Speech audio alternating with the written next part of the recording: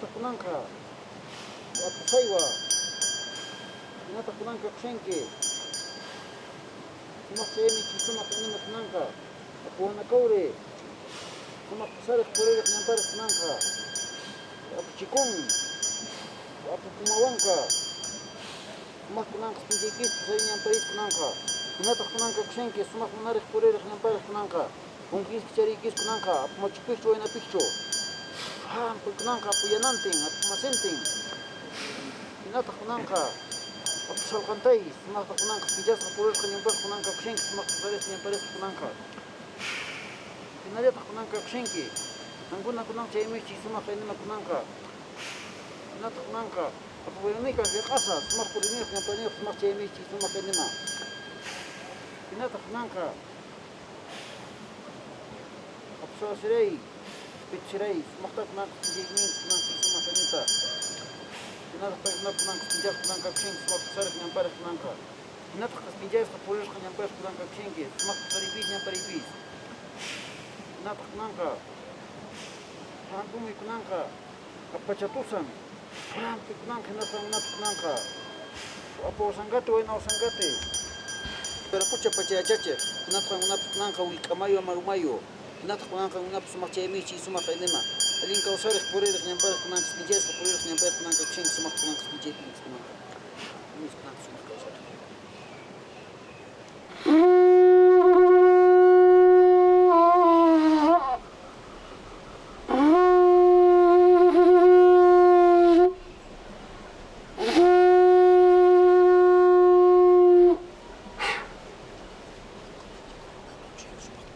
Kausaypaq, it's a word of celebration, comes from Runasimi language. It's a very, very old language, as Sanskrit. Kausaypaq means it's a celebration that you realize that you have a good living, that you are choosing well in your life. Kausaypaq is the recognition of the whole universe, that you are not anymore seeing things like this. You are now recognizing that you are interacting with so much more and you have the choice to interact with in this universe. The word kausaypaq is that recognition. It's the first step of the 7 levels of consciousness according to Andean cosmovision. The first step is like you recognize that you are living in the kausaypaq, which is the electromagnetic bubble of the universe. Once you understand that you also are part of it. You also are a pokpo, a bubble of energy interacting with a kausaypaq. So start to looking things as bubbles, as energy bubbles, and we are constantly interacting, receiving and sending energies with whatever we are like talking, whoever we are talking, whatever we're sitting down. We're all the time like interchanging energies, absorbing and giving. For me, it's like you realize that you're all the time in this interaction. When you realize that, the second level of consciousness according to Andean cosmovision is the anja, the experience. Now you are experiencing so many sources from the whole kausay, from the whole universe, and you are like experiencing every single aspect of the whole universe. Then you get into the third level of consciousness, that it's not about experiencing everything, it's about to experiencing with Munai. The Munai is love. That's the third level of consciousness according to the Indian cosmovision. So when we are like choosing and experiencing so many different tools of the whole kausay, we're starting like feeling our heart and to choose with love. But then love is not enough, because it's not about just to give and to feel love. You need to also learn how to love yourself and not to give too much, because you're losing your power at the same time. So you need to learn how to give love, and that means is to give it with wisdom. That's where it comes the yachai, and the yachai is the fourth level of consciousness, which is now you are understanding that to live the kausaypaq, you got to be wise and filling your heart with wisdom, and to start choosing the whole sources of nature and the whole kausay to feel well, to feel good, but with wisdom. When you understand that wisdom and the love they are like connected in order to interact with the whole. Then it comes the jankai, which is the action. So now you are like putting the actions in order to bring conditions into your life, because now you're choosing with wisdom, with love. Now your actions that you are doing because you understand this, it's making your life easier. The kausaypaq, the life is making easier. As soon as the person understands that you got to be connect your wisdom with your heart and putting actions into it, then you realize that this is like a law, and it's the law of Aini. You need to bring balance, and Aini is reciprocity into all these laws. You need to take care about yourself, what you're choosing, with what you're interacting. If it's with love, with wisdom, you're putting actions into it in order to happen. When the person gets into the sixth level of consciousness, which is the Aini, you basically are dancing with all these laws because you understand these laws. And then it appears the kausaypaq. The kausaypaq is like you are the creator of reality. You get into the seventh level, that the place in which you are right now is what you were creating with the love, with the wisdom, with the actions you're putting, because you recognize the whole universe as a living being. Kausaypaq will be like the recognition of these laws. So you are living with happiness, with love, in communion with the earth. Kausaypaq is a celebration because you get into a state of consciousness that you are living in harmony with the whole. The Queros are the directly descendants of the Incans, that when the Spaniards they arrived here 500 years ago, the Incans they ran away to live up in the hills, in the mountains, and just like 80 years ago they came out, and many tour operators, agencies, they want to work with them because they keep all this knowledge. Queros is the only community that's still preserving this knowledge. There are several pachas, there are several spaces that's inside of yourself that we can interact with. When I was like talking with them, they were explaining me that we have this possibility to go into that creator, inside of us, into so many different pachas, spaces in us to understand more about ourselves. How come like they can know and preserve this knowledge for so many thousands of years? Because they were connected to the earth, and they don't have too much toxins and fake food that makes a trick to our genes.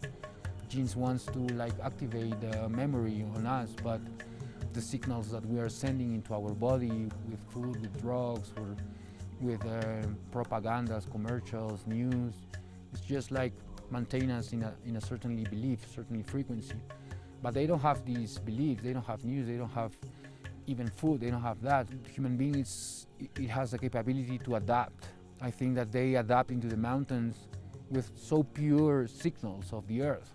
So that means that you are so much closer into your essence because you are not eating crap and carrying fake beliefs and stuff. These people, they understood this because it was a heritage, but also because the mountains were presenting to them into their dreams and talking to them about what's going to happen, about the future, about the past, about who they are.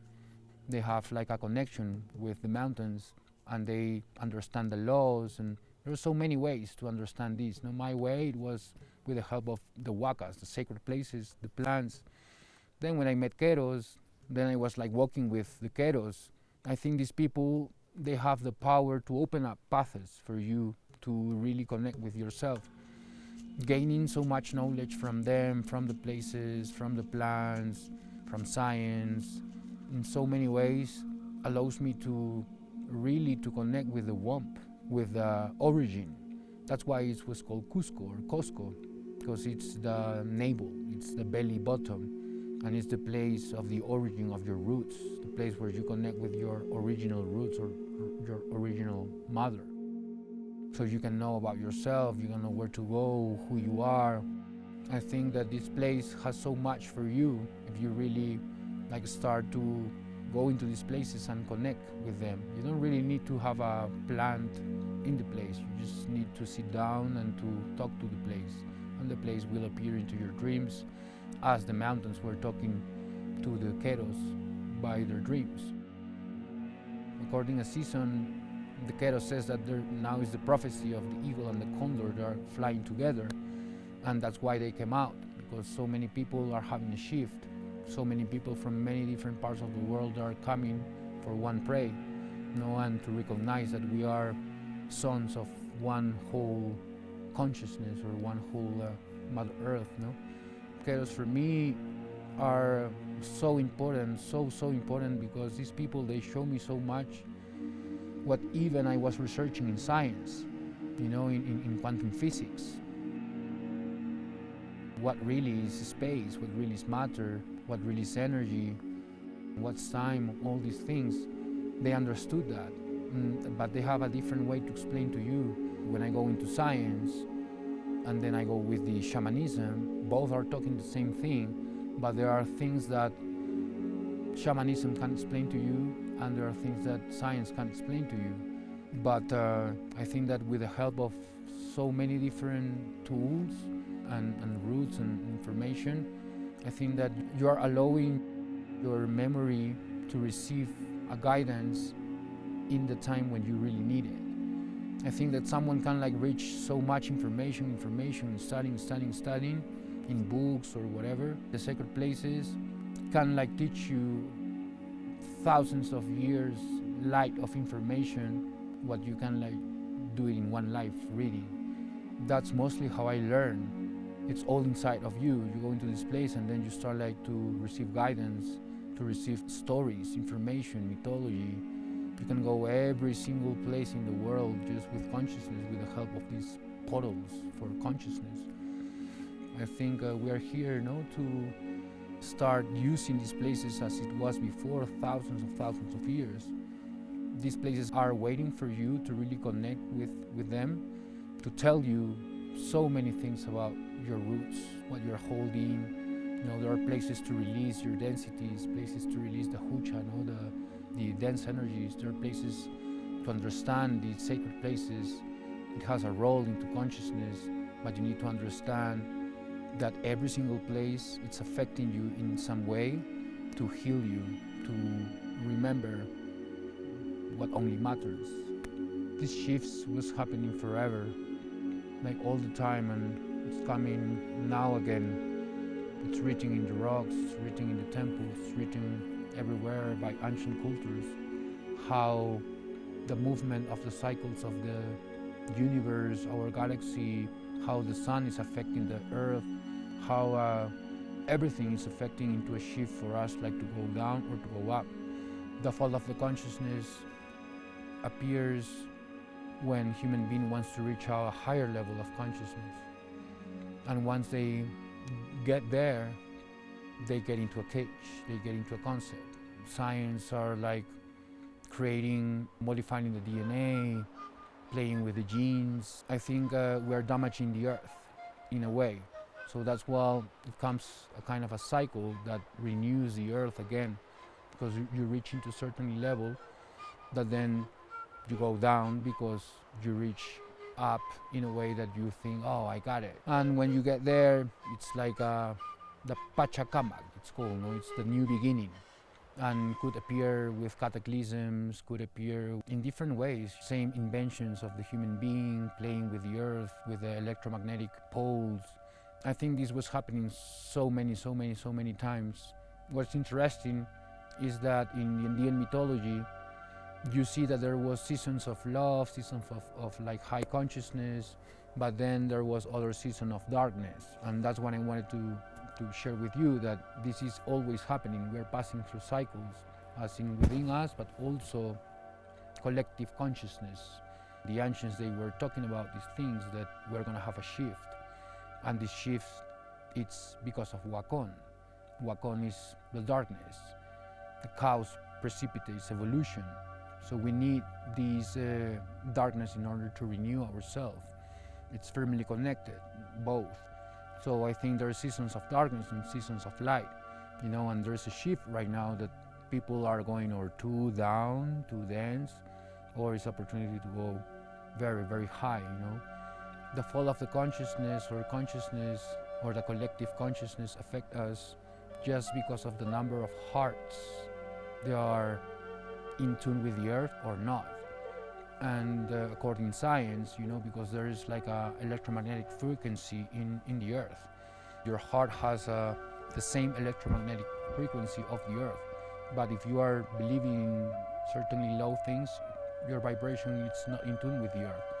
If you feel like sad, anger, jealous, or whatever, you're damaging the earth. You're affecting the earth. You're affecting the field. So imagine all the population in the world, how many hearts feel sad right now or feel depressed. They are affecting the field. They are affecting the earth. I think that as much as persons, they are feeling sad. Consciousness is like having a certainly pulse of electromagnetic field that's saying it's the time to renew again. What I'm doing is like helping the people to get in tune with their heart so they are not affecting the field anymore. If you want to help the earth and to help others, start with your heart.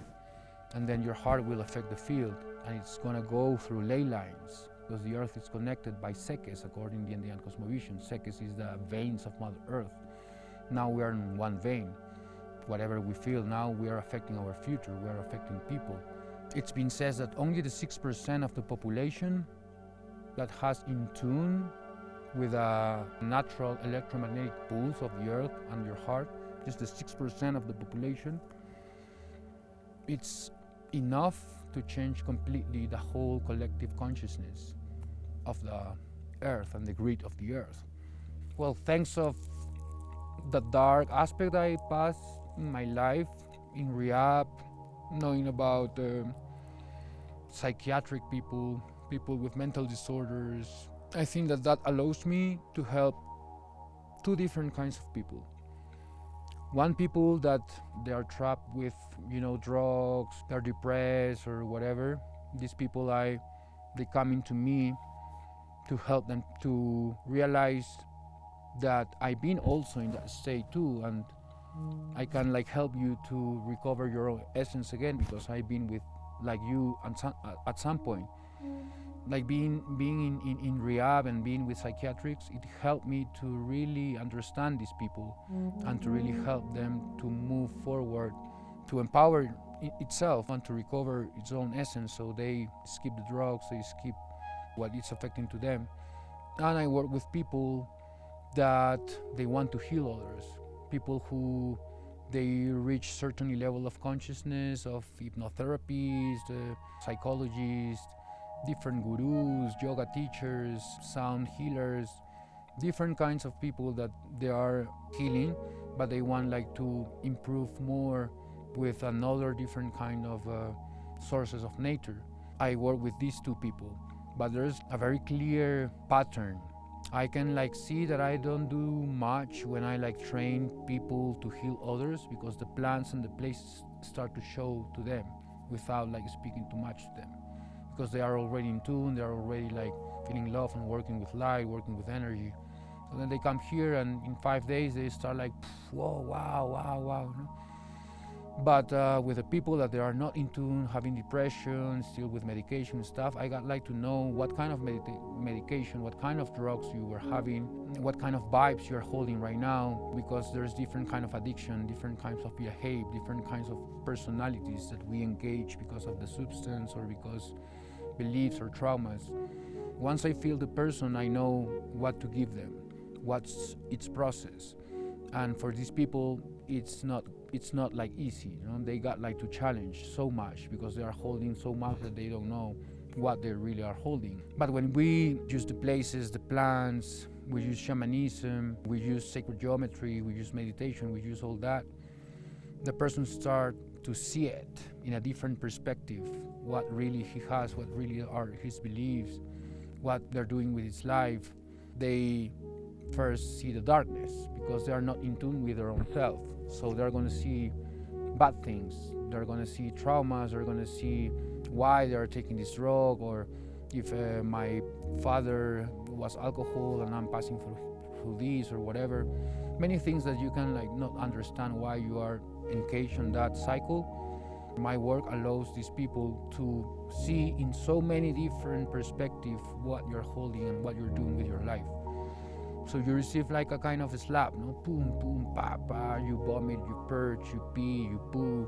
You start like taking out all these things that they are holding, but in an energy level, because we are touching the energy.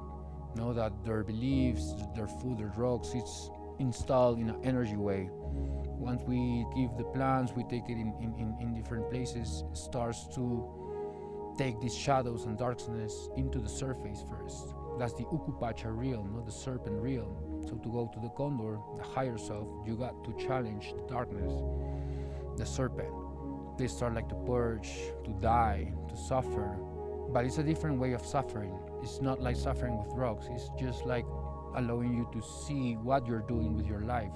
Once they see the darkness, they start like to choose.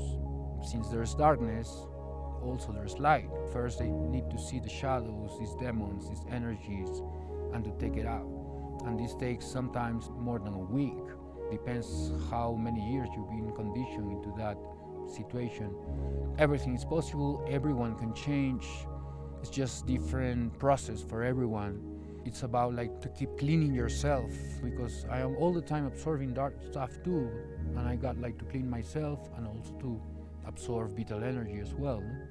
That's what I mostly do with people. It changes the chip, it changes the mood, it changes everything, how you see yourself. If you are stuck into darkness and you are like, oh, I'm blind, or oh, I'm stupid, or I'm silly, or I'm that. That's why we like coming into the Andes, using the plants, the power places, the earth. You really understand that you go farther beyond what you think you are. That's what I do, to help people to understand that there is so much that you are not paying attention, that it's there, and you are not paying attention, you are only distracted. It's just that, just distract. You're not sick, it's just like a distract. So I found 3 blind persons. I talked to them that I want to give you medicine and stuff, and I gave DMT to one of them, and as soon as he received the medicine, he started like crying. And when he's opened his eyes, he told me, "Thank you for allowing me to see at least once," and he was crying. For me, this was interesting because, you know, we have a third eye, and the ancients, they were talking about the third eye, and the science says that our third eye, well, as the Egyptians, they were saying, it's our pineal gland. And our pineal gland, it has ocular receptors, it's looking upwards. It's constantly receiving signals. It's like a kind of antenna that it's catching signals every time what you eat, what you believe. But basically this pineal gland or third eye, it can be stimulated with breath work, with certain plants, with hypnotherapy, and you start to see it's what allows us to see in our dreams, basically. Once more again, it's not about like taking plants to see, because you can get into a loop, and that happens to me once as well. I received so much knowledge and stuff, and then okay, I want to go there, and was increasing the doses, looking for shamans and stuff, but I couldn't allow to go there. And as I was telling you, you go once. Once you show up and you understand this, then you got to put the work here. So then when you do ayahuasca again, you pass to another level. Ayahuasca and the plants is not going to show you more if you're not applying the work here. I understand that so many possibilities of these plants that even can allow us to see inside of us, and allow us to see even though if we don't have eyes. And I have so much reports that you see patterns. Like for example, people who can like see parents or people who love, and it's not, they die, they pass away, and they're holding stuff in their heart. And then when we are into the spiritual world, we see them, we can connect with them. The belief that you have about a friend or family that passed away, it changed. And because now you know that it's in a beautiful place. But as there is beautiful places, there are also horrible places. I understood that our spirit goes into these fields or these dimensions according to the weight of your heart. How much you were giving, how much you were feeling love, how much you were feeling poor me about myself. So these are vibrations, that you are like shaping your spirit with that vibrations. And when you die, this mask goes away, and just it's gonna have these vibrations that you were holding for all this time in the 3D. So then when the body goes out, then this vibration, it goes attached to a certainly dimension that allows you to guide people, or maybe you becoming a rock here in the Kaipacha. But according to Andean cosmovision, the goal is to go back home, which is the Taita Inti, go back to the sun, to the source, go back to the light. But to go there, we have to give so much. As the stars are doing, the clouds, the grass, everything is interacting with. I'm so grateful to be human. I am a tool of earth to really help her, affect her in a way to help people. So many people, they are not applying what the plants they are teaching you, because then you are getting mad or bored or anger or whatever in your daily life, because you do shamanism here, leave your family, your job, everything, but then you go back into your life. You're not all the time doing this. It's about to bring balance, to take care about your goals, your wishes, your desires, so you are not just managed by that. You can do it, you can play with it, but go back into the center every time. The person who can allow to heal and to guide someone, it got to be chosen. And to be chosen, it's by so many different ways. For example, I be chosen myself, like being in drugs, being stuck in a dark side in my life, against my heart. That was a mood, a state of consciousness on me that I was trapped. But at the same time, giving you an opportunity to go into this dark aspect that could be in so many different ways, because it's choosing you to face your shadows, your darkness, so you can go beyond, recognize that, and then play with both. Recognize both sides of it. When you are in a dark moment, it's in a state of consciousness that you are believing about that in a certain moment in your life. For you to really transcend yourself and to help others, it doesn't exist really a bad thing. It's something that you create because you have so much power, but you didn't direct it well.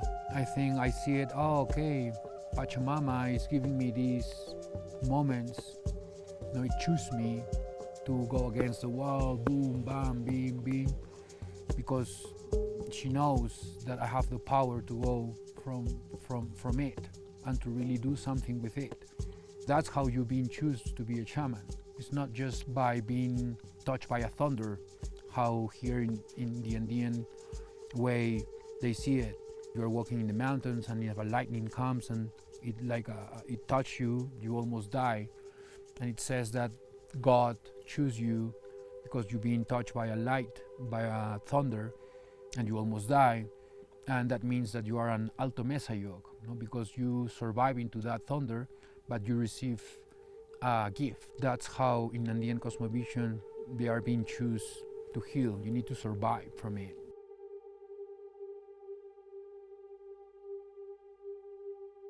I was a child through the whole thing. I couldn't see. Okay, you being in a black state. Start to see or sense a little bit of light, and I felt like I would climb my way to the surface. And what they were telling you, these voices? In different languages, but I knew they were telling me that I was ugly and worthless. Okay. I would sense the light and go towards the light, and then I would fall back down into blackness. You're like in loops.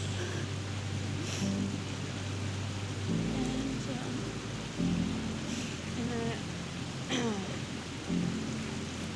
would start to hear the music, and it would feel lighter, and I was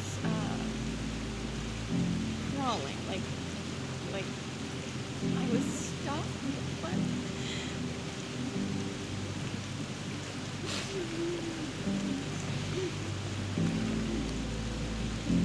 You know that you did all this for all your family. to see in a different aspect what you're really holding, you know, in what spaces it's mostly you are stuck into, and this is just like a stop in your life to see, to observe, what we're paying attention. Every time like we judge, every time like we complain, every time like this darkness taking over control of you. You know what I mean? Right? It's just like a time to make a choice. Because you saw the light too. And that's the most important thing. In order to go to the heaven, you need to pass through the circle. It's the Uku.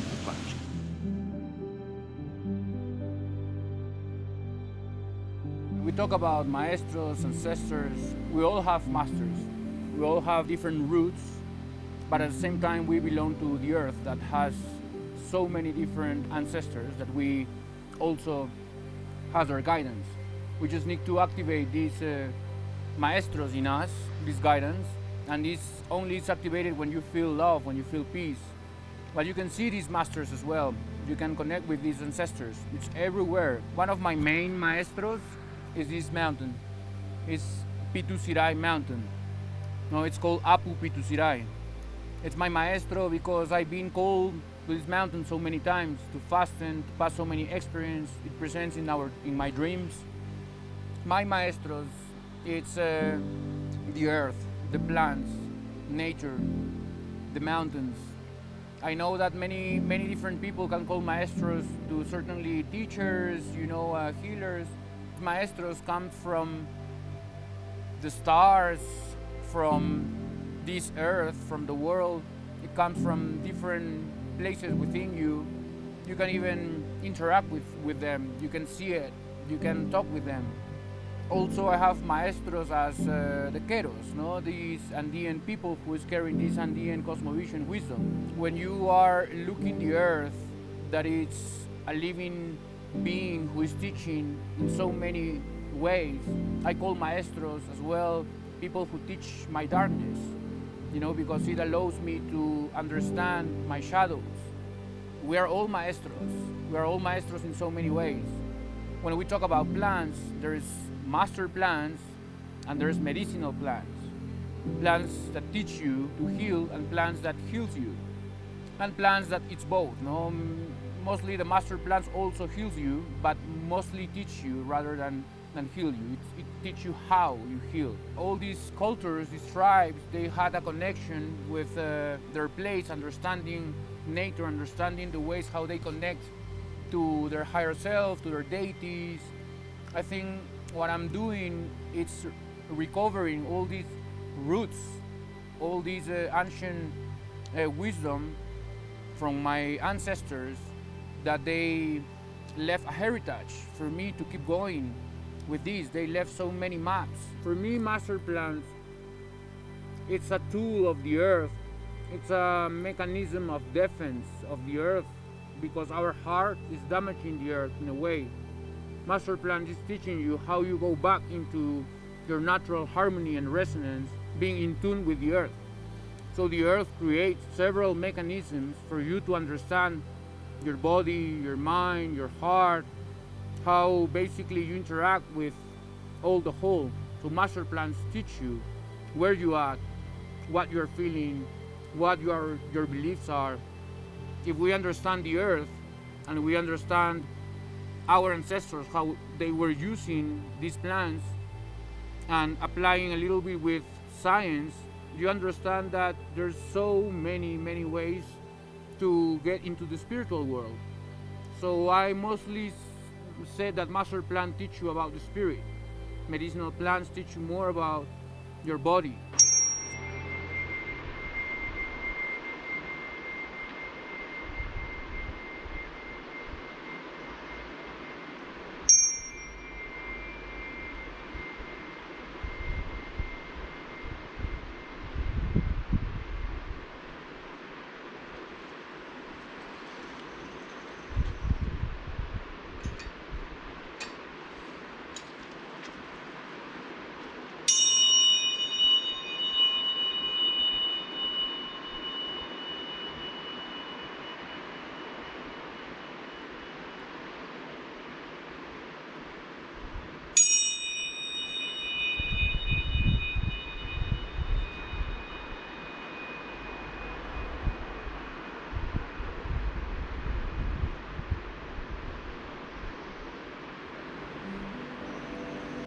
San Pedro cactus, also called awakoya, ashuma, washuma. It's a plant that my ancestors were using here in the north of Peru by the Moches, Chimu, and Mochica cultures.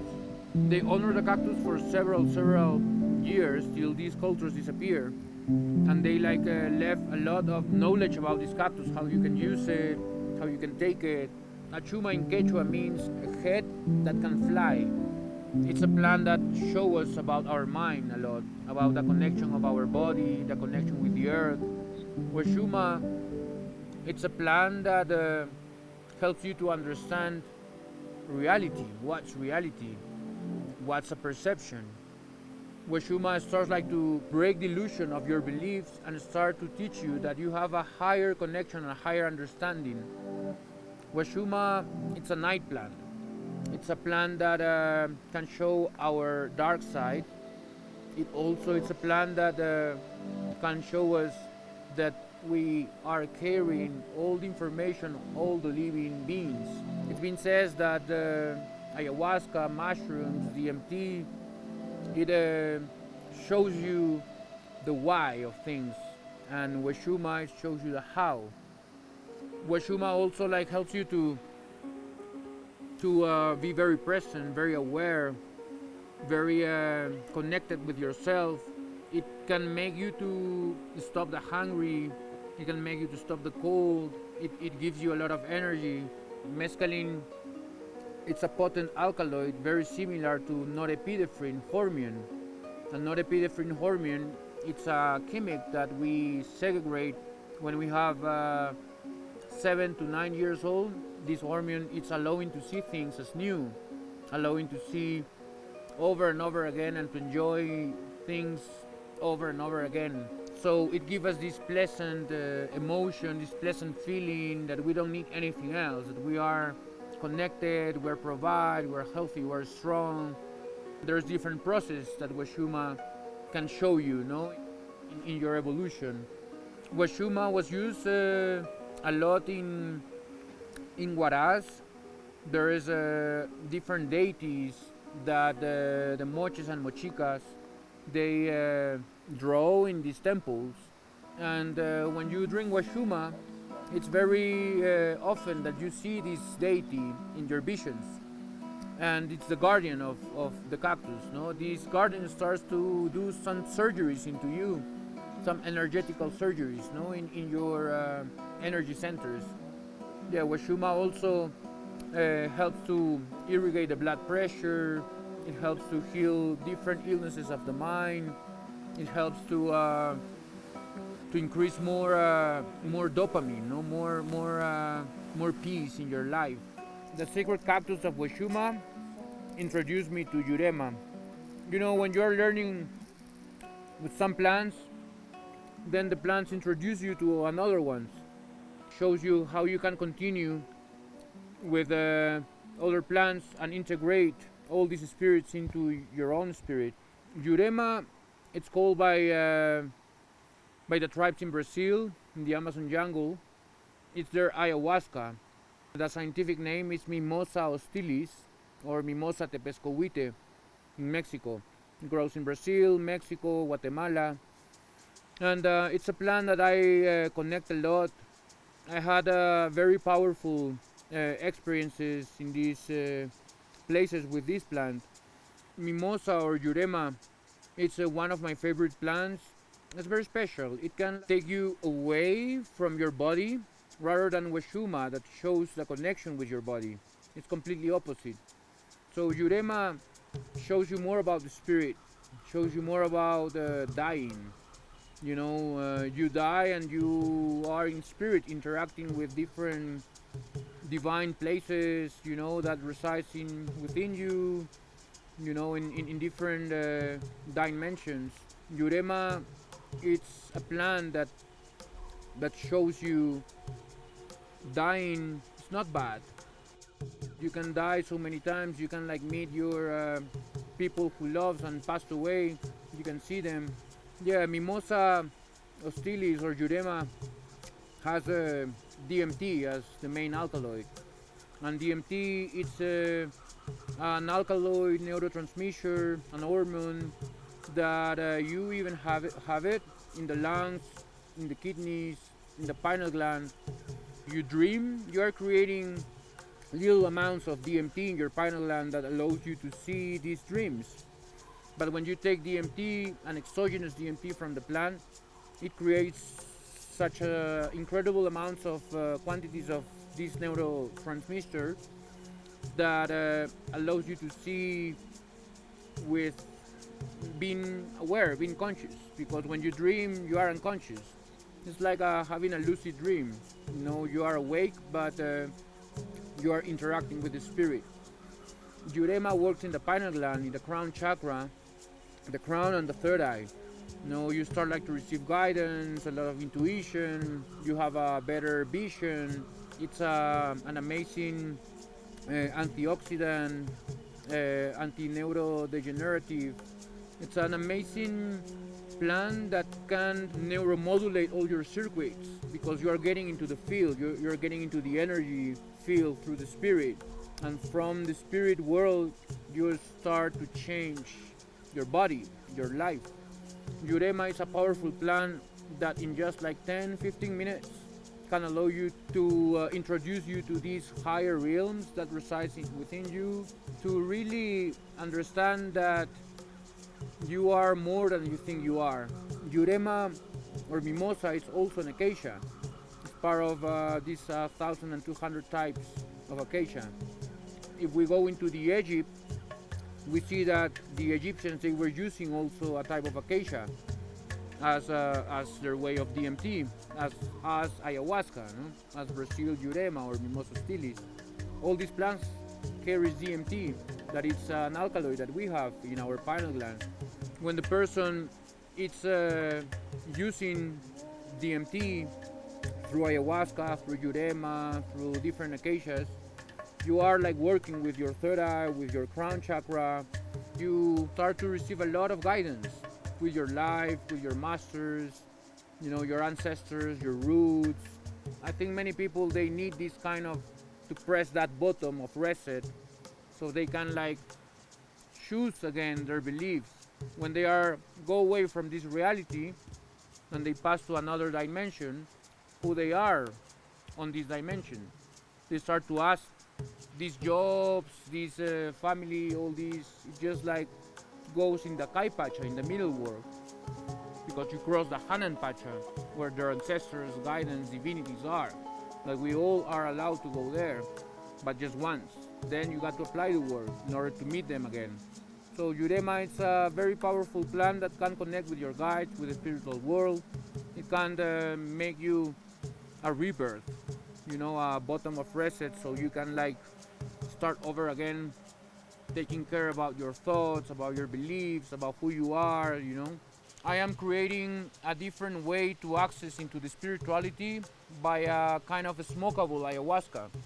And ayahuasca, it's a way to create a spectrum so you can like smoke the DMT, creating different blends of flowers. You know, sometimes I just walk around the mountains and choose the Tumbo Serrano, for example, which is a family of passion flower that carries flavonoids, beta-carbolines, as ayahuasca vine, armelines.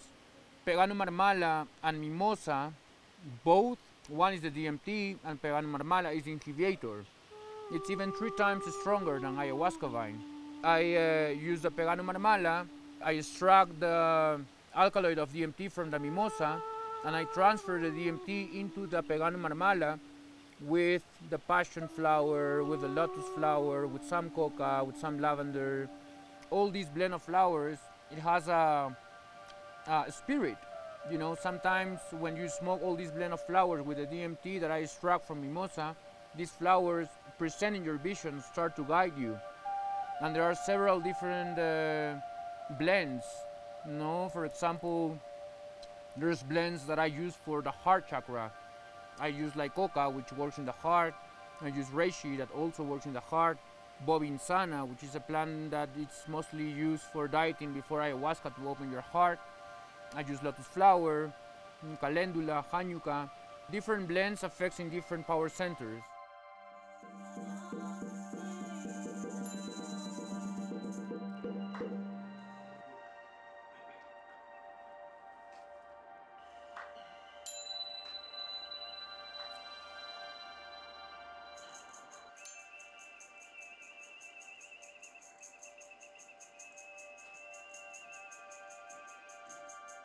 Peru and Bolivia are sharing Lake Titicaca, which Lake Titicaca is the place of origin of the Incan culture. What is interesting is that these Wilca seeds appears in so many different parts in Chile, Argentina, in Peru.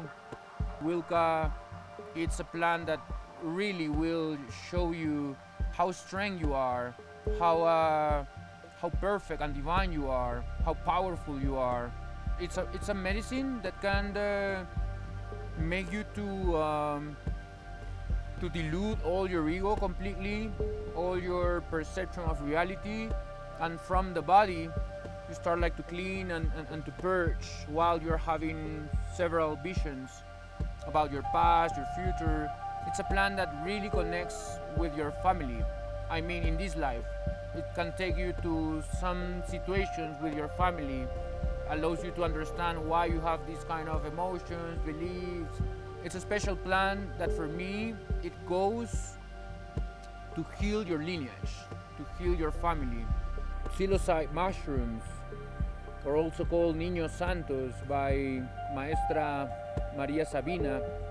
There's different countries that they use different medicines, but when we talk about mushrooms, we can go a little bit into Mexico, we can go a little bit into Indonesia, India, many parts of the world. We can see a lot of footage of the psilocybe mushrooms. It's been called the meat of the gods by the Greeks. This master plant, it's a plant that can like show you how playful you are. It's like inner child awakening. It works in the heart. It opens up your heart. There's different kinds of psilocybe cubensis, more than 300 types. I work mostly with apes, with B+, with pink tie, with Melmac, with golden teachers, and every single strain has different kinds of cocktails of tryptamines and alkaloids, different kinds of sensations.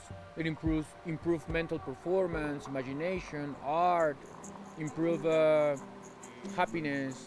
I use this plant a lot for people who are having depression. When they are so depressed, in properly ways of dosages of psilocybe, they can like increase this chemistry of the brain to create more serotonin and dopamine.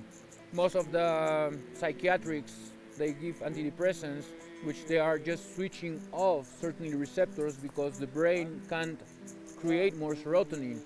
But why you don't like help this person to create serotonin, to create happiness, instead of switching it off the receptor?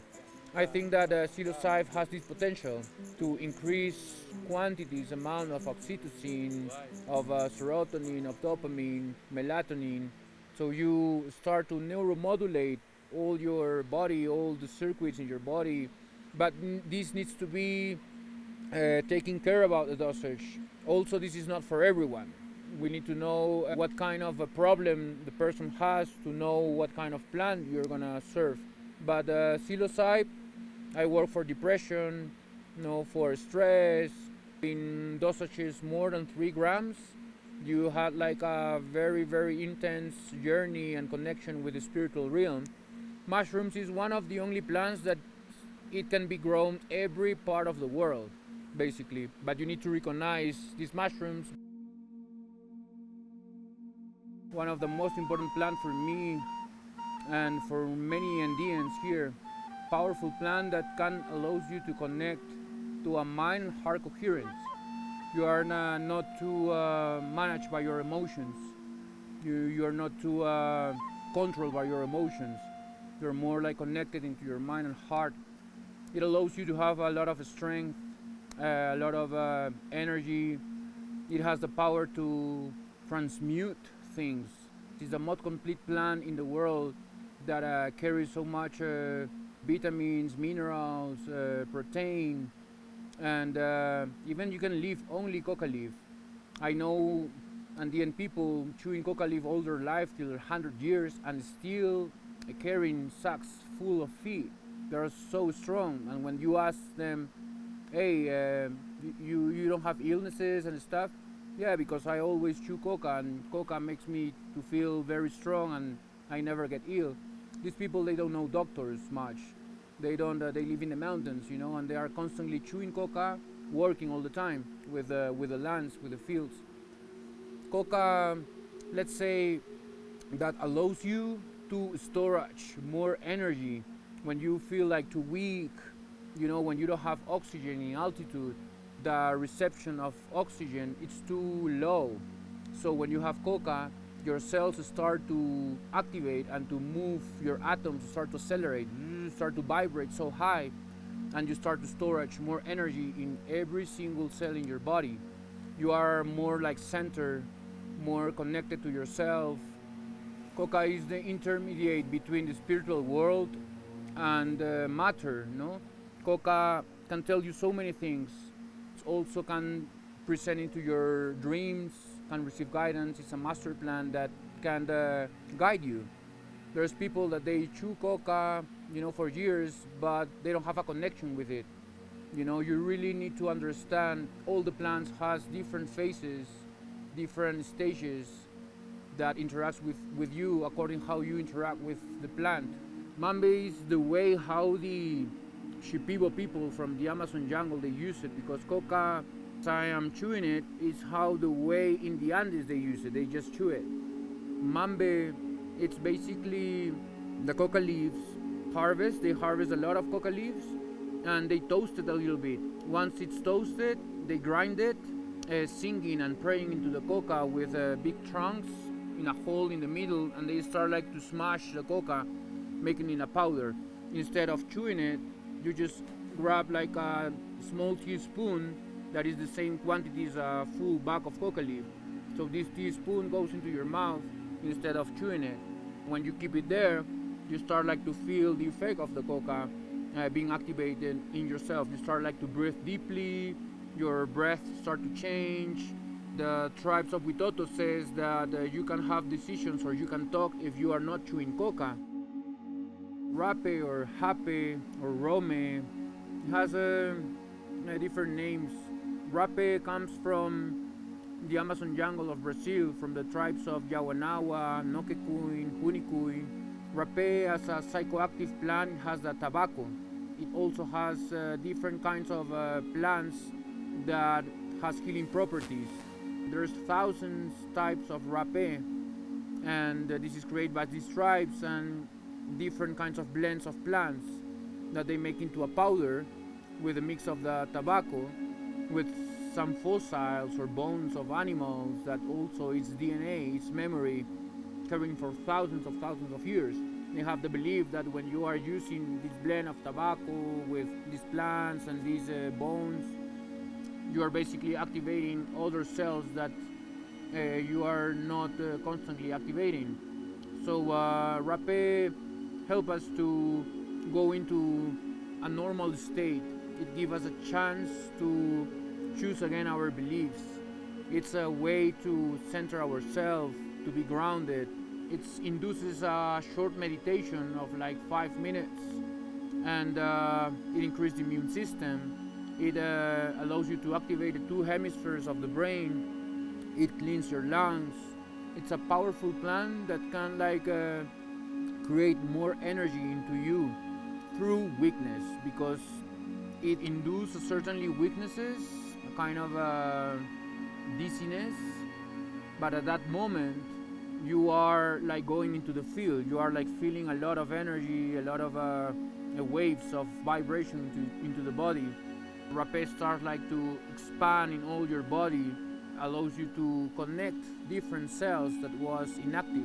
Rape allows you to bring you back, to bring you back into the center, to have another opportunity to start over again. Rape is one of the first plants that I give into the person so it can feel weak. It can feel like a kind of altitude sickness. I induce into this sickness in the first day. So through weakness, we become strength. The person starts to vomit or to purge or to feel quite weak. They rest. The next day, they feel very strong. And I apply again rape, and then we start with breath work. So when the person has the second time rape, it's different from the first time. and then the person starts like to feel, more like a kind of good feeling into the rapé because it passed the hard part already. So rapé prepare us to be centered into these fields when the master plans takes us in different spaces, different pachas. Once cleanse the nose, because it goes into the nose, once the person cleans the nose, you feel that there's more air coming into your lungs. You can like breathe more. You can feel that your lungs are open. So I take advantage of that moment to make a breath work. And when you do that, you are like renewing all the gases that is stored in your cells and taking all the gases out and inhalating, receiving a lot of oxygen, which is energy going into these cells. Rapé, it's not visionary. It just like allows you to go into the center. So with breath work, it can like release better the chemistry of the brain with DMT endogenously with a technique of breath work. And this breath work, it's basically carrying the cerebrospinal fluid up into the pineal gland, making a pressure with a diaphragm. You are pushing the pineal gland and stimulating with a kind of stress because you are like pushing the cerebrospinal fluid into the pineal gland, which makes to create more serotonin, more neurotransmitter, and you start to feel pleasant. You start to like even have visions with just with breath work. That's a technique that I developed using rapé and breath work. Sananga, it's a root that Shipibos or the tribes in the Amazon jungle of Brazil, they add just water. The main alkaloid is 5-OH DMT. It's bufotenin. It's DMT. It doesn't work as a visionary plant, that creates visions. It's just like helps you to heal all the ocular receptors, myopia, cataracts, different disease from the eyes. It allows you to have a connection with your intuition. It heals different circuits in our brain. It creates relaxation after you have sananga. DMT, it's a hormone neurotransmitter. It's an alkaloid. It's everywhere. It's in our kidneys, in our lungs, in our pineal gland. The most important for me is to activate the DMT in our pineal gland. DMT, it's like an alkaloid that allows us to communicate with dimensions, with another different forms of reality. That can be just by not using plants, just by dreaming. You can like go into different places, but also plants can allow you to induce huge quantities of DMT, so you can like go farther beyond than the normal we do with dreams. For example, there was studies with monks, lamas, huge meditators. Now we know that where basically is the activation in your brain when you are a highly meditator of 30 years meditation. What's happening in the brain. Now we know with neuroscience that with brain mapping we can know that with meditation you are basically activating the center of the brain. The two hemispheres start to join together, and there's constellations of circuits around the pineal gland that start to activate. You start like to have a more holistic sensation rather than right and left hemisphere. The pineal gland has little hairs, sensitive hairs that can sense electromagnetic fields. It carries calcite. It's a mineral that it's like folding the pineal gland, but the excess of calcite, it covers the whole hair that senses energy around. There's between a balance between the calcite in the pineal gland. When we having a good food, we are in tune with ourselves. The pineal gland, it's covered just till the half of the pineal gland with calcite, and the calcite is a mineral that interacts with this hair with the help of the breath work, help to push the cerebrospinal fluid to this calcite, so creates a kind of stress into the pineal gland that induce DMT. It starts like to create a chemistry by the breath work pushing the pineal gland and creates this chemistry, no? This neurotransmitter.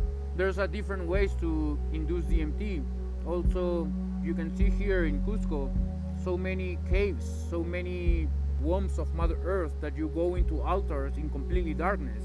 Now with science we know that being at least 3 days in completely darkness, your brain starts to produce too much melatonin because there's no light. My eyes are catching the signal of the length of the way of the light because of the sun, and goes into my brain and produce and transform into serotonin, but because of the light. But imagine if you don't have sun and you are in completely darkness, your brain can produce too much serotonin but produce a lot of melatonin. So when you produce a lot of melatonin, then the brain starts to feel that it can see in darkness, as so much production of melatonin creates another alkaloid, another chemistry in the brain that is called pinolene. Darkness is allowing to create melatonin to create pinolene, and pinolene creates DMT, and this is a stimulation from darkness. So DMT can releases by meditation, breath work, plant medicine, being in completely darkness. It's called the spirit molecule by Rick Strassman. The ancients, they were doing this thousands of years ago, and they understand even in a deeper way the properties of DMT in our body. DMT, it's an anti-inflammatory, anti-neurodegenerative, it's a powerful antioxidant, anti-cancerogenal, it's phytoreactive, that it can kill parasites, viruses, bacteria. DMT, when you are more into this spiritual world with the help of DMT, you start to feed yourself through the light, because with closed eyes or open eyes you start to see everything, it's energy, and has divine shapes and divine forms. You see harmony, you see beauty, you see perfection, and as soon as you are accessing into these divine realms, this perfection, this divinity, these symbols are interacting with your third eye. You are start to feed yourself through energy rather than matter. I definitely was praying for some gentleness and some lightness, and I got that.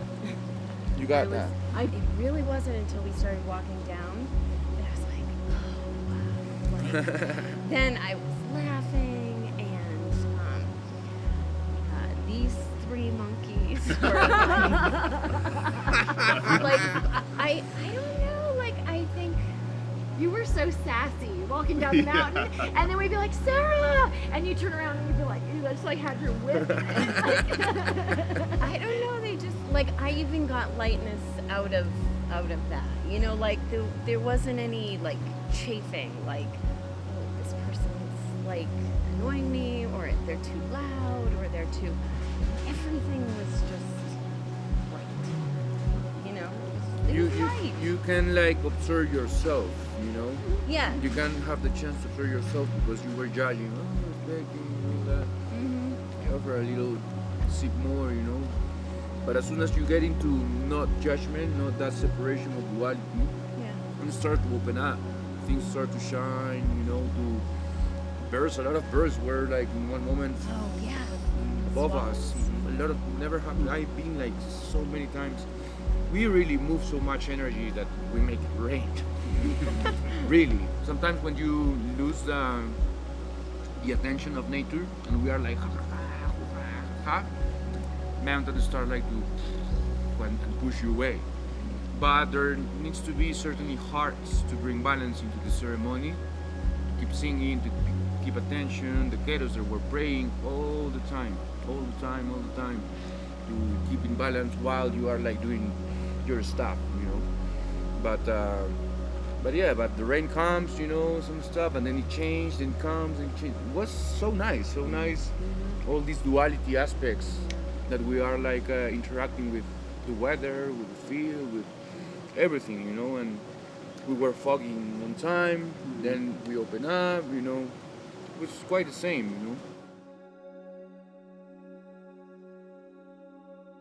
Science is telling so much what shamanism can do, and shamanism is telling a lot of things that science can do. If we take a look in both, They are telling the same language. And in neuroscience, we can know what's going on with the brain, the heart, the body when you are in certain state of consciousness. Person who is worried, depressed, or carrying traumas, it's activating certain circuits in a daily basis because it conditioned already its heart, its mind, and its body with a certain belief, and it's filtering its reality through these experiences that these people pass through. With neuroscience, you can see what's going on with the brain, with the heart, and with your body, and now we can know that there's patterns in people that, for example, these people that has like a traumatic experiences, we can now see that they are activating the same circuits because they feel with a certain kind of trauma. There's a releasing of chemics, of hormones that generates these emotions. When we go into neuroscience, we can know that there is a lot of chemistry releasing by a state of consciousness. And when we go into the Andean cosmovision, they were telling the same thing. The Yachai, the Munai, and the Yankai were the three aspects of the human being that basically we need to be aware of that because the mind is firmly connected to the heart and the heart to the body, creating hormones and chemistry that releases chemics that basically is our emotions. The Yachai, the Munai, and the Yankai, these three aspects, it's feeding my electromagnetic field, my energy, that from there it creates particles of chemistry, of hormones. So basically, if a person is feeling stressed, it's using its energy, its electromagnetic field, it's using the energy from it to create particles of hormones of stress. If you are constantly creating these particles of hormones of stress, you are creating matter from your quantum field, from your energy bubble, from the Pokpo, according to the cosmovision. You're basically using your energy to create more hormones of stress, rather than another kind of neurotransmitters that can release by the brain and by the heart to feel peace, love, to feel different kind of higher states. I think that the person, when it's aware about this connection of the brain, the heart, and the body, the person can understand that it's using its energy to create particles, to create emotions. There is thousands of millions of neural connections in our body that we can access. We can change the circuits. We can use different neural connections according to the signals of the environment. When the person is starting to have a very high refined signals of nature, it starts to access to a different kind of circuits that allows to be happy, to be in peace, to be in harmony. That's why neuroscience is so important, because now we can know that a person that is depressed and then it's having a retreat of 7 days with certain plants, places, and shamanism and stuff. Now we can know the change of the brain connections, how this person is changing the connections in their brain. When we change these signals, these beliefs, we inducing altered states. This person, it's remembering, it's getting into information inside of itself that it's already there, that it's getting into the DNA basically. So now we know that when a person is meditating and just to stop to analyze, and it goes into the heart, the person now it's getting into a different connection in the brain, because it's not now trying to understand or trying to analyze things. So as soon as you suppress the analytic mind and you go into that moment in which you feel completely protected, completely healthy, you're not anymore thinking about your stress and that. So if a person is being trained to go into that field over and over again, it's changing the circuits. It's going into an harmony. I teach people that they have a whole of different constellations of neural connections in their body. They have much more to develop and to discover. This is really interesting because a person who is constantly feeling depressed is using the same circuits every time. We basically got to create a different stimulation to this person with food, with meditation, with plants, with nature, with different kind of signals that goes into a different kind of circuits.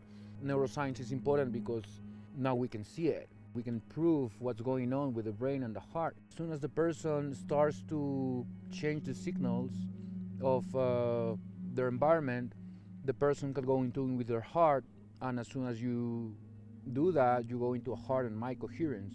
And when you do that, your electromagnetic field starts to increase and to increase. You become more energy rather than matter. You become more wave rather than creating particles of stress. We basically are using the energy, but now to create not hormones of stress, but divine hormones. In the center of the brain, there's neural connections around the pineal gland that is activating when you are having a very strong meditation or a kind of a hypnosis or a DMT experience or a very lucid dream. When that happens, you are more into the subconscious.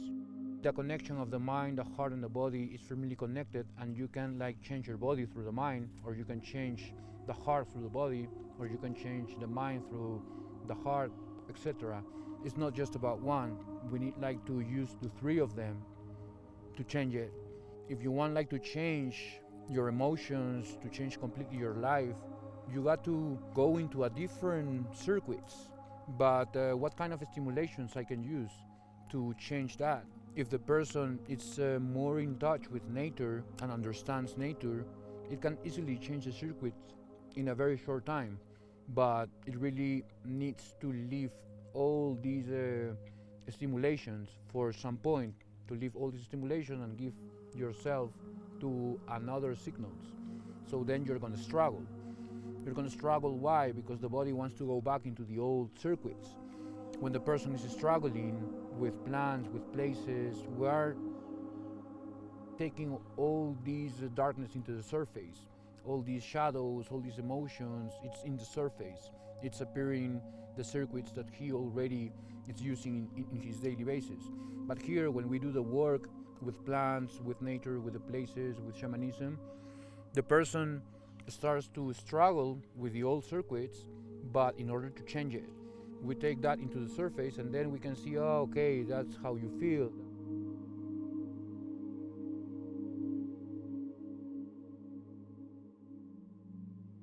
I had so many different patients with different conditions. Oana, she had 25 days of plant medicine, shamanism, a lot of different stimulations. She had a condition of MS for so many years. Her belief, because she knows that there's a different way to heal herself. She used so many different conventional medicines to heal herself, but she couldn't. When I was talking to her, I was explaining how these connections works, the stimulations and stuff. So she do 25-day retreat. She came in wheelchair. That was the first day coming in wheelchair. She basically couldn't walk anything. We do several treatments with Sananga Rapé, with Coca, with Psilocybe, with Urema, with DMT, with Wilca, with power places, with so many different things. She passed through so many levels of dying several times, and that's what the ancients they were doing, to die, to start over again. But it's a different way of dying. It's plants help you to die completely, so then when you rebirth, you are carrying a new consciousness and new connections, new state of being. In daily basis, we were like changing these beliefs into her so many times, till in the 5th day she was like walking and walking properly. I'm just like helping to show her that you can change it with different stimulation, but you need to keep going in order to respond all the body. She's creating a program with all the sources that I teach to her, so she can like keep activating the circuits we already insert with ayahuasca, with cambo, with rape, with coca, with all that. As soon as the person it's reviving these moments, going into the meditation and remembering all these states that she passed through, she's activating the circuits. The body starts to respond without taking any more of these plants. I really feel like in the health state, in the physical health state, I really feel like I'm a lot better with the equilibrium, you know. I can stand up, so that it's very good without, you know. And also it's the left foot, it's lighter. It's much more lighter than it was when I came. I must say that so far the biggest experience was the psilohuasca, which is very, very, very powerful. Also, a very nice experience was when I took the washuma. It is us that create all the circumstances, to get sick. So it should be also us that can get better.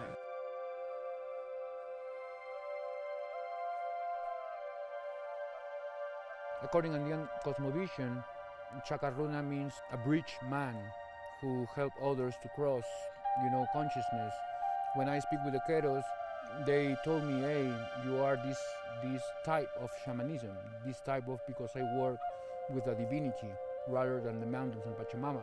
I work with Pachamama and the mountains, but I go beyond and I go into the divinity with my guides, with my spirits, and I'm crossing the Kaipacha into a higher realm.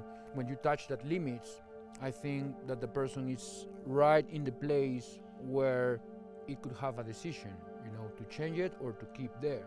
So if you choose it well and you recognize that you are in darkness, then you're ready to go into the light, So first, Indian cosmovision says you go to the condor through the serpent. And the serpent is the darkness, the fear, the shadows, So we like to face that, but it never goes away. So when a person starts to think about itself that I am a shaman, are enclosing again into the utopia of spirituality. I think we need to be careful about what we think we are about ourselves, because we're engaging all the time with certainly vibe and releasing chemistry according to that belief.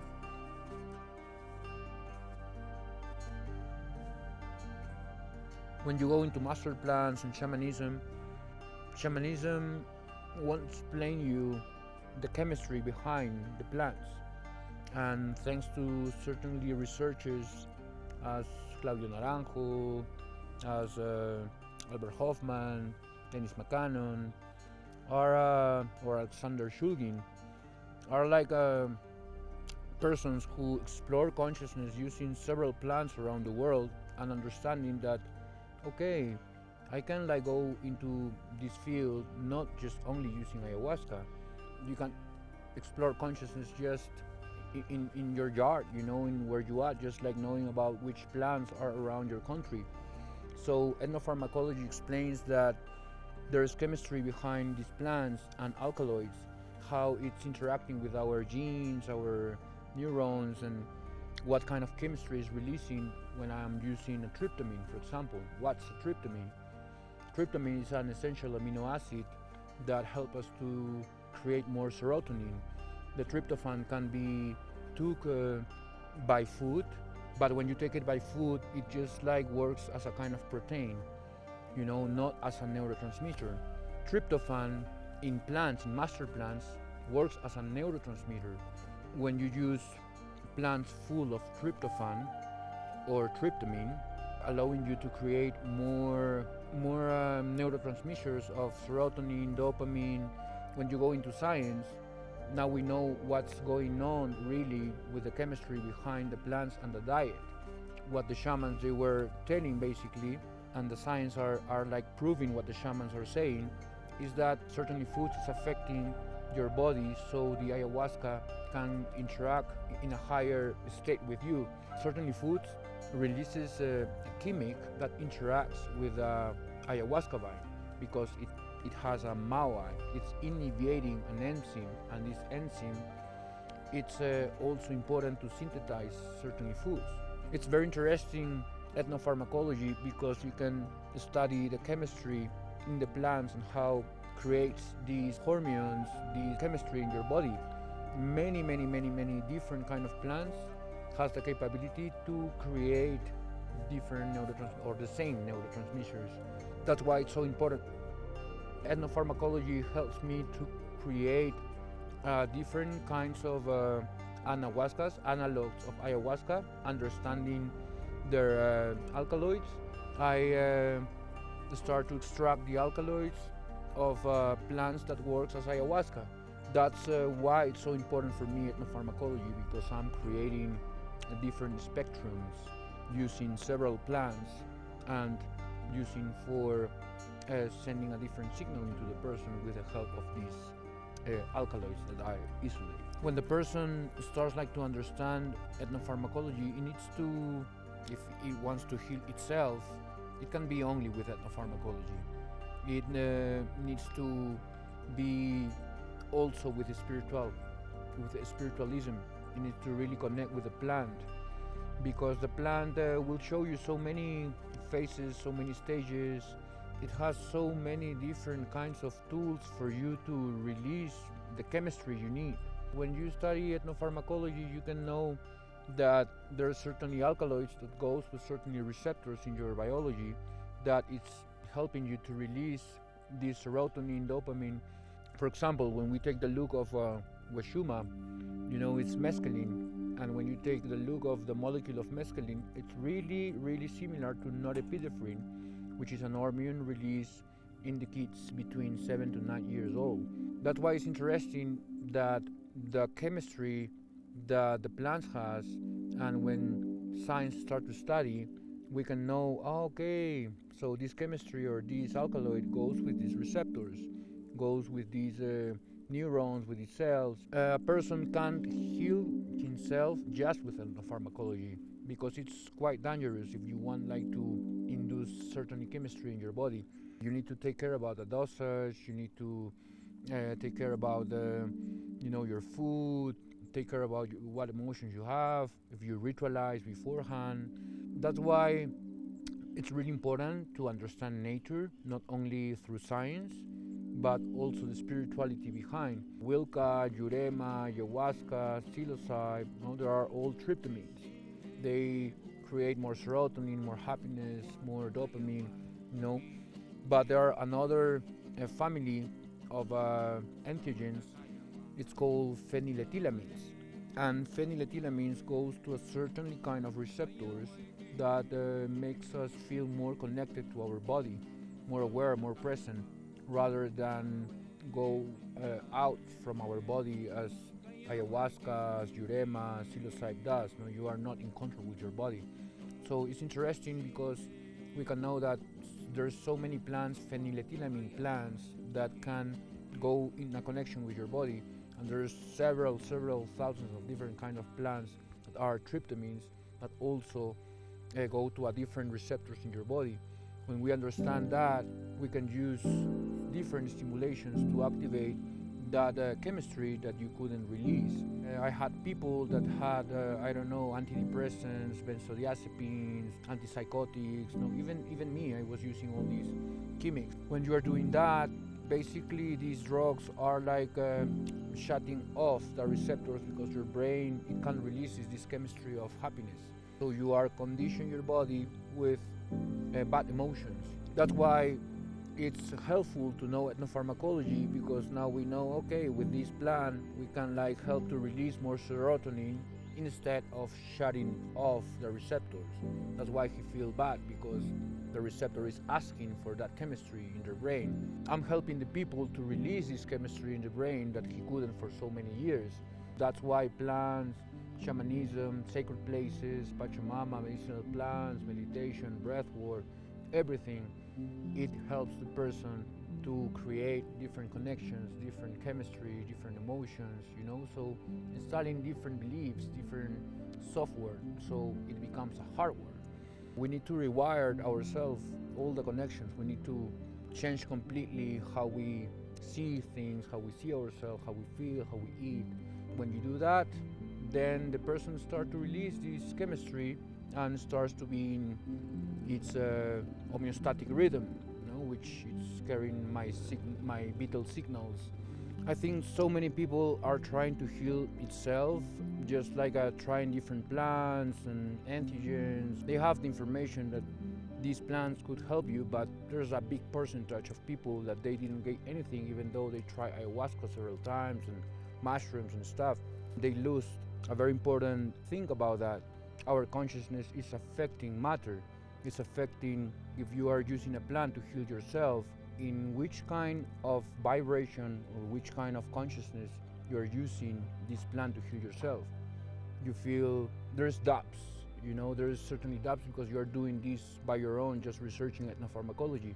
with science, you just get into a point. You understand, okay, I'm gonna release this chemistry using these plants and stuff. Yeah, I'm gonna use mushrooms and stuff to release these, but you forgot that consciousness is affecting the mushroom, is affecting ayahuasca, is affecting that. So even though that you're using mushroom or ayahuasca several times to heal yourself, you're gonna trap into a loop because you're not applying what the plants are teaching you. It's not gonna heal you in one moment. You need to apply what you learn into these dimensions, into this world first. That's why I talk with many people. Yeah, I had mushrooms like 10 years, I had like this and that, but I like never, because you had a belief about that. You maybe use it for, I don't know, for just to enjoy the moment, or just like I'm gonna try, you know. You didn't ritualize, you didn't really give the power to the plant to really work in yourself. You know, the belief is cutting this interaction between the plant and you. The person needs to understand you got to ritualize, you got to make it sacred, you got to give really the power of the plant to heal you. It's not just like understanding the science and the chemistry. The plant will test you, it's a spirit. It can heal you, but you got to put the work too. When a person is like experiencing with ethnopharmacology and trying different plants by its own self, you're not gonna gain much if you don't use spirituality, if you don't ritualize, if you understand that really it's sacred and can like go into this spiritual realm into you and change. If you are give the power, you give the faith, give this communication into the plant to allow to connect with this person, then the plant starts to work in him. You really need to be connected with the plant first, you know, in order to really go into beyond what this plant was teaching you. You know, I learned this with Washuma because I was taking Washuma for 15 years. The last 5 years, it was showing me so much more.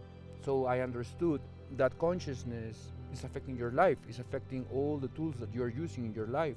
The person that really understands that its awareness, its consciousness, its belief, understands that it's creating reality, and you give the power to these plants to really change your way of being, I think the plants will test you first. Many times and many times. We need to be aware about that we got like to really connect with the plant and ritualize. But there are like a different state of consciousness according what I'm interacting with. When consciousness starts to interact with different ways of reality, you start to expand your awareness, you start to expand your way of see things, so you are not engaged of just looking things like this. So now you have different perspective of seeing reality. When a person goes, for example, in the bed, is tired, it works all the day, then he goes to the bed and then starts to turn on the TV, you know, it's getting into a relaxation, and then it jumps from beta, which is awake, it falls down a delta state, which is sleepy. That's another state of consciousness that we can like be in our subconscious, dreaming, seeing dreams, seeing visions and stuff, and but we are not interacting with reality. We are like exploring a different reality through our consciousness. So many persons pass through these altered states not only by dreaming. It can be also by using plants, by an accident maybe, or by different ways that makes its state of being to change in a different state. Here in the Andes, there are places that the ancients they create exactly for that reason, to understand that you can like alter your consciousness and go to a different reality. I call it like chambers of altered states. You know, there are several power places that was done for you to go in and to get in tune with this sacred place and allow you to navigate through consciousness, you know, to cross beyond matter and go into consciousness to see different ways of reality. I'm really using the temple how it was thousands of years ago because I have a connection with this sacred place, and the sacred place shows me what it was for. And there is so many sacred places that interacts with your consciousness in so many ways. It can like take you deep in or take you out beyond. When the person starts to go out from this normal state and starts to interact with divinity, with consciousness, person starts like to have a better life, to have a better communication with nature, to have a strength, to have healthy. We must understand that we have the capability to induce an altered state, so we can go beyond of our normal state, because we condition our body, our mind with the same circuits, the same feelings, you know. So that's why it's important to alter our state, to explore consciousness and to release different feelings. This is really important because we are activating different feelings, different hormones, different aspects of reality. And according to Indian cosmovision, says that we got to cross over the 33 levels of reality. This is one reality. My consciousness also has the capability to interact with different realities. As you know, science create a microscope and can see the atoms and the cells, that now I can see it. The capability to see as a microscope if I alter my consciousness. You know, I can see as a macroscope, as a telescope, to see the universe, to see many things, you know, because consciousness has that capability to interact with the whole. The world is duality, and in my shadow live all the serpents which were clouding my mind, where all the temptations, wrongdoing. Suddenly I felt like I get to purge and let them go, and I was like pushing them, but like they were like no. So I changed my approach and I said, thank you for being with me for 45 years, but now it's time for you to go home. There we go. And I don't think I ever puked as relaxed as I was puking, like there was no muscle movement, there was just stuff coming out of me, sliding off, and drinking more water because I felt there was still something there, it needs to be diluted apparently to come out. And again, coming out, it was happening back and forth. I had my estrus helping me towards the end of it and pulling other stuff out of my back and vomiting for me. And there was again, the big one was always at the end. And I tried different methods, different conversations, showing him like, this is my new life. There is no home for you. Like, you will be sick in here. So you can either go free, because I'm not gonna push you. And then at some point it hit me. I was like, you know what? I have enough. If you don't wanna go this way, you're gonna go through the crapper. And then I went to the bathroom about like 3 times and everything relaxed. And I thought there was more, but I think there was just sensations, and I appreciate Mitsu came to me and said like, just lay down and relax. Because again, they see more than I can see in a moment.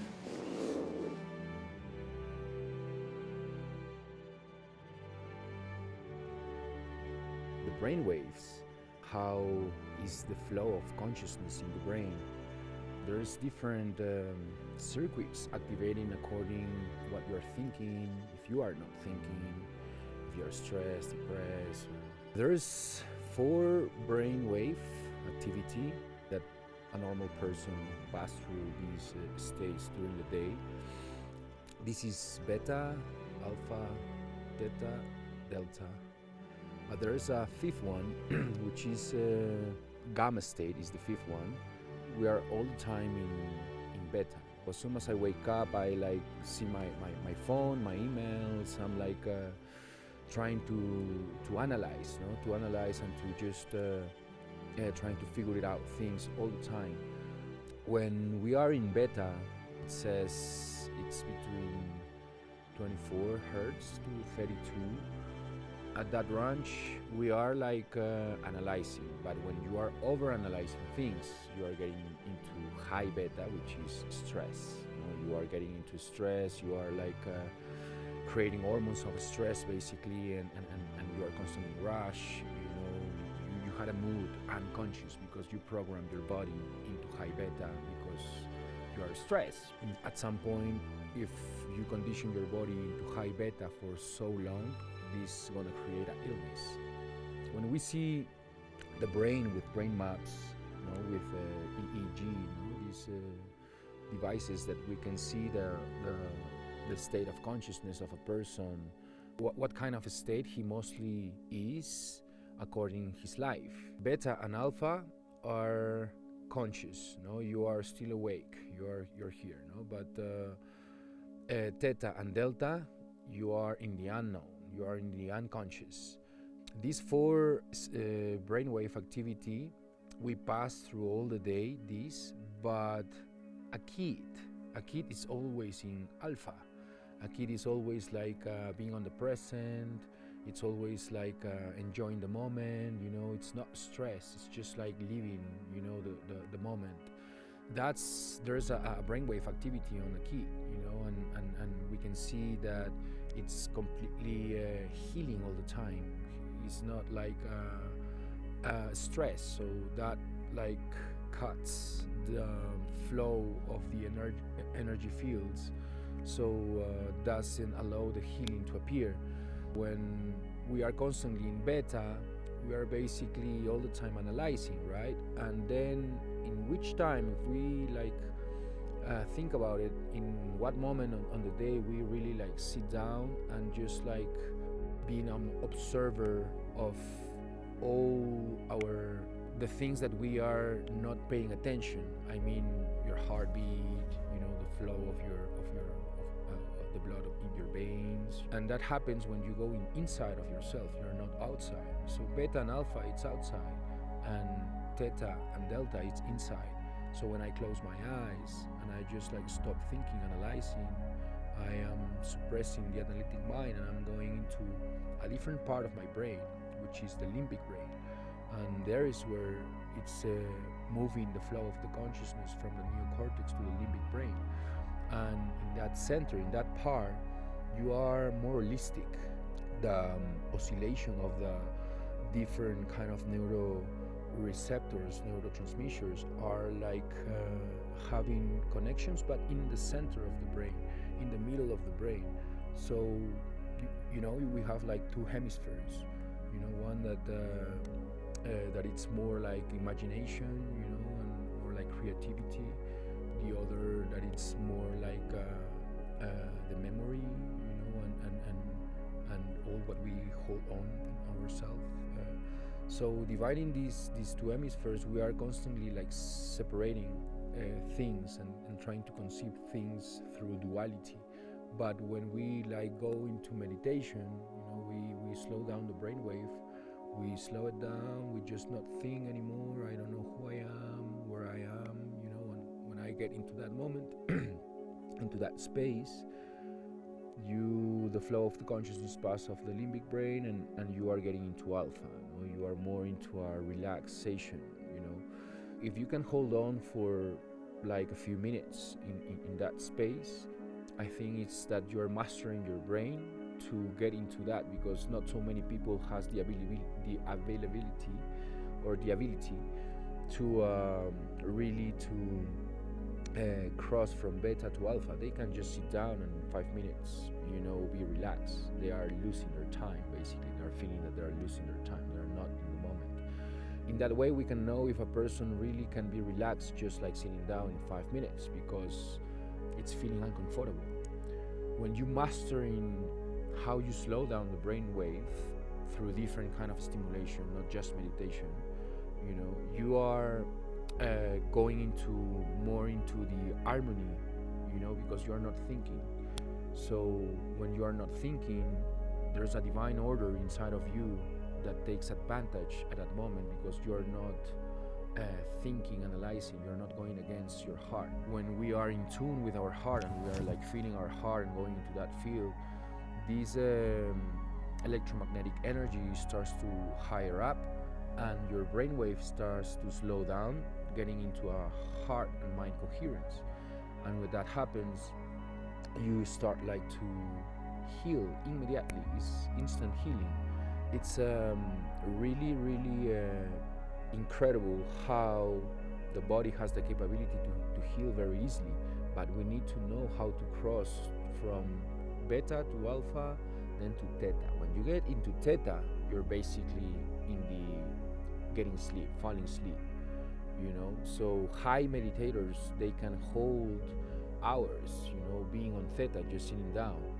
Mastering the brain is like going into the unknown, but aware, not unconscious. When we get into the bed and then we are falling asleep, at that moment we are like healing. There's 3 cycles of deep sleep that we pass during the night, and there is a whole chemistry that is going on when we are in very deep sleep. When we are there into this very deep sleep, we get into low delta, very, very low delta. So when you are in very, very low delta, you are starting to heal even quickly. You are creating more melatonin, hormones in your body, the blood pressure, everything starts to organize, to heal all the cells, taking advantage that you are not there stressing yourself, That's why the doctors also says, hey, you got to rest, so you can heal yourself. The body and the mind and the heart, it's firmly connected. But if I'm constantly thinking, I'm not giving the chance to my body to heal. So it's just only when I go into bed. We need to master in the brain how to go into alpha, theta, and if you can go into delta, that's incredible, that's amazing, because you are doing in an aware way, not just falling asleep and getting there, But if you can go there by just going into a sacred place and sitting down and feeling the energy, and mastering to go into the unknown, going into this field, into your subconscious, but being aware. There's a fifth one, which is the gamma. The gamma state, it's very rarely appear, and that appears mostly that's what I mostly do with people, to induce into gamma states with entheogens, with sacred places. Gamma state, it's when you go in very, very deep inside of yourself, crossing all these 4 brainwave activities, or this 4 state of consciousness. When you cross over that, you are more aware of the outside and inside. You are completely aware of everything. You can be everywhere.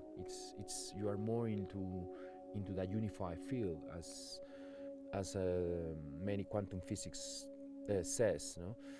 So when you go into this field, they map your brain. We can see that there is a very high activation in your brain and even in your heart, because you are living something while you are not in reality. That's gamma. It's something, it's happening, but very, very deep in yourself. Gamma, it's a state when the person can go inside in the subconscious and go and to see so many information from it, and to get to heal from it. Because when we allow to go into that very deep in ourselves and see visions through dreams, through very vivid dreams, you need to train that. You need to have a process to understand these brainwave, to understand consciousness, to understand the energy fields. You start to use only the source of nature to heal yourself, the divine order that is inside of yourself. You have a homeostatic rhythm. This homeostatic rhythm is following the vital signals, that of all my body. It's following that every vital signals of my body got to be okay, But that happens when I'm not analyzing. So when I'm sleeping, the body is healing, So there is theta healing, for example. People who train how you go into theta, from beta. I'm in beta now. I'm thinking, analyzing, But how come you can go into theta when it's supposed to be sleeping, almost sleeping? You are in the door. Now we know that when we slow down the brainwave and we go into the heart, we are not analyzing anymore. We go into that field. We start to heal. So that's what entheogens does, masterclass does, nature does. So many different ways to go into these deep states of ourselves and to rewire all ourselves, all our cells, all our life. The body is constantly storing information and chemistry, releasing chemistries. We just need 4 hours of deep sleep, and with that you are like regenerating all your cells, all your body. Beta, it's between 24 to 32 hertz.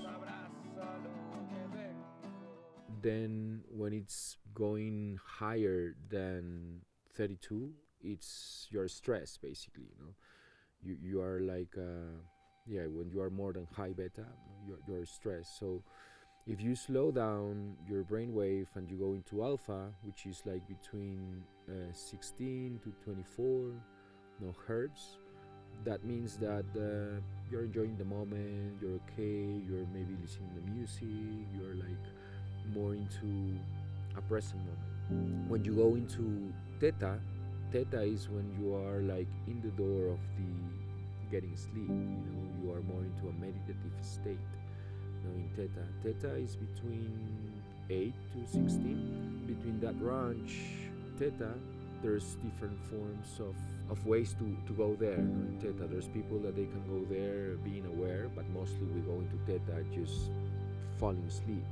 High meditators go into theta easily, but being awake. If you can hold for very prolonged moments in this field, in this space, in the unknown, no thinking, no analyzing, you go into this field, you are mastering yourself to be in a heart-mind coherence, more into a feeling, more into senses, more into the present moment, but in theta, which is very rarely. Then when you completely fall asleep, is delta, and delta is between 0.4 to 4 hertz, more or less. In delta, it's when the healing starts. Well, in theta, in delta, but in delta, you are very, very deep into your subconscious. So if you can like be in delta for so much time, a period of time, very long period of time, you are healing very fast. Then it's gamma, and gamma state, it's a state that appears when someone is having like a kind of a transcendental state, a divine moment, or a very vivid lucid dream, we call it, or a DMT experience. Gamma, it's basically going into a hyper higher consciousness. You are aware into the inside and into the outside. It's a state that the flow of the consciousness is more into the center of the brain, and there's like a very, very high deviation from, we're talking about like 100 to 200, 300 deviations from beta, which beta was like 32 hertz. You're getting stressed, but going into 400 hertz, 300 hertz, of activation, but you are like in deep meditation. You are not freaking out. Gamma state, it's also a way to go into different neural circuits, because you're using the whole part of the brain, different parts of the brain, different parts of the body, feeling all our cells, all outside, all inside. You're everywhere. That's gamma, and that's what we can see with brain map, with altered states, what's going on in these moments. Wakas in Quechua means sacred places. We are in one right now. This is Waka Unupurco. There's like 341 sacred places around Cusco. Cusco is a neighbor, and sacred places was built exactly on ley lines, and in Quechua this was mean seques. So the seques, according the Incans, there was 41 sekes, and there was a main vortex. Well, there still is a main vortex, which is in Cusco City, Coricancha sacred place or sacred Waka. So in Coricancha departs 41 energy lines around the world, as in different parts of the world they have other main vortexes. So here in Cusco there's one that the ancients they recognize, and they call it the Cosco. Cosco in Quechua means the navel. Basically, so many people they come into the navel to recognize the original mom, that you come from Pachamama, that you come from this great mother, the Gaia. So the sacred places were created by our ancestors in exactly these ley lines that run from Cusco, Coricancha sacred place. These sacred places, these wakas, has a different role, different interaction with consciousness if you understand the Andean cosmovision a little bit. There are like Ukupacha, Kaipacha, and Hananpacha wakas, wakas that works with the inner world, the serpent realm. This is a Ukupacha place. You can see the serpent carved here in this place. The Ukupacha, it's like a way to go inside in yourself. It's the serpent realm, it's the wisdom, it's the knowledge, and you will find like so many sacred power places or wakas that will connect with the serpent realm, will take you to this inner world. You will find a lot of serpents carved in Cusco City. We're talking about like temples of thousands of years that you still can see the serpent carved on the rocks. There's wakas also with feline representation. There's Andean trilogy, we call it, the serpent, the puma, and the condor. So there are sacred wakas with energy of the feline.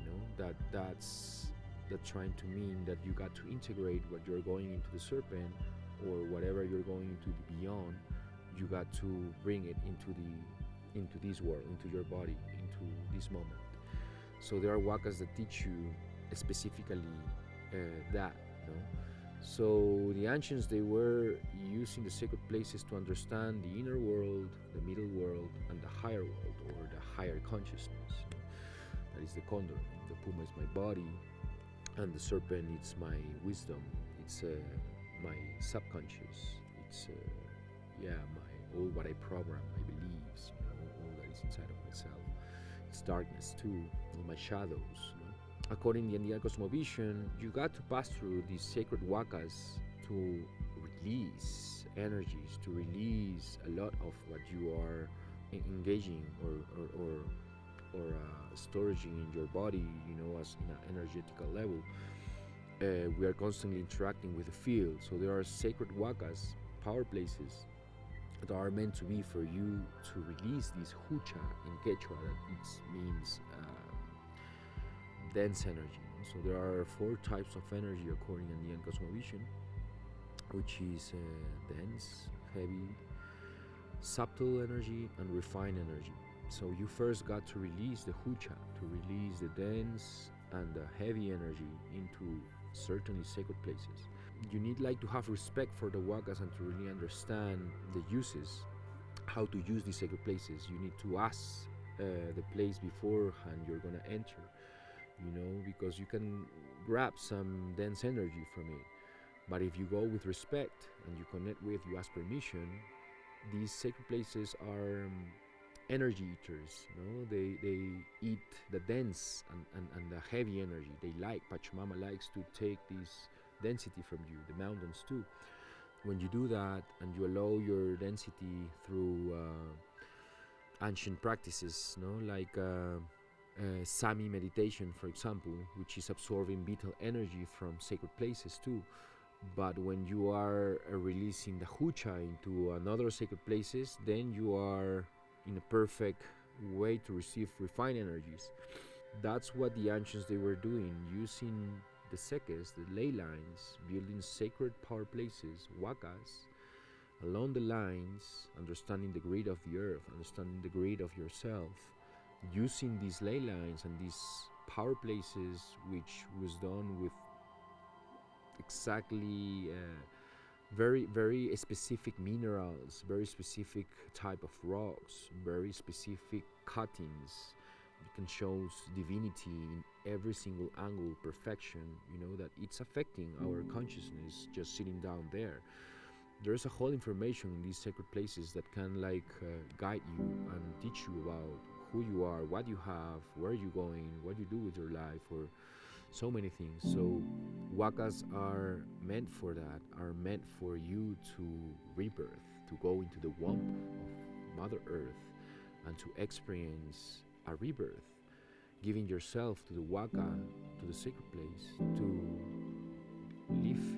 give your energy into it, so you allow into a higher temples, higher wakas that are meant to give you vital energy. That's what I do into people. I take to sacred power places that has a certain alignment with the sun, with the moon.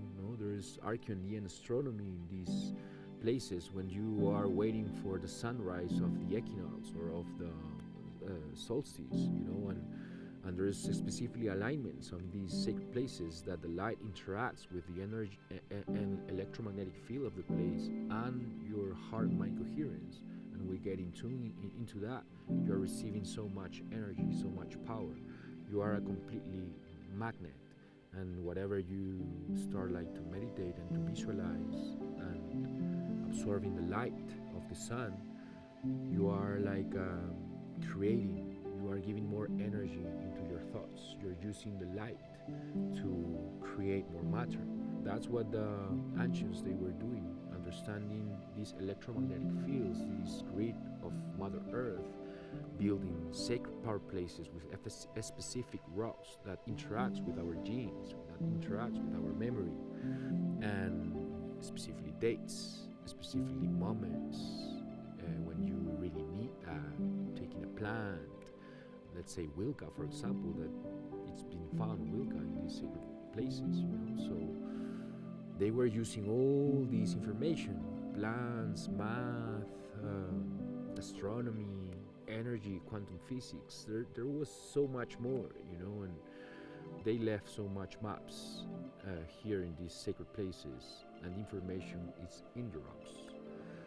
And if you allow to connect with it, the rocks will talk to you and will guide you, will tell you so much about you. Thank you, everyone. Thank you to all the world, to my ancestors here in Peru. Thank you to all what I been reaching in the Andes, for allowing me to share this to you. I'm writing books about the so many hundreds of people that I carrying the reports of them. I'm still every day healing different people, but it's so hard for me to keep writing so many experiences, but doing this documentary, I think that it's like a portal for so many to understand that they have so much inside, and they can just get in tune with nature whenever you feel the call. If you feel the call, I am here for you guys to show you these divinities, these sacred places, the medicinal plants, the locals here, the Queros people. There's so much, I'm still keep learning every day here in Cusco. Feel welcome, to come here to the navel of one of the navels of the world, Entheogens, Peru, Soul Sanctuary, a retreat center, a holistic retreat center based on Andean cosmovision, shamanism, and healing through master plans, through pilgrimages to sacred places, Andean encounters as well, which is my sustainable tour operator that I support Andean communities, also trying to bring balance. Many people they want to support they come and they just to conventional tourism, but There is a different way to do tourism too, sharing the Andean cosmovision, the mythology, without the antigens, without the. This is more for people that they feel the call, to just cross over reality and to understand that we have so much more to interact with. Thank you to everyone, and you are very welcome to come to Costco and to experience deep on the heart of Mother Earth and to connect with your higher self, and to understand more about Pachamama, and Huiracocha, the creator. Thank you, and love you so much. Gracias por mirar este hermoso documental. Gracias por estar con nosotros.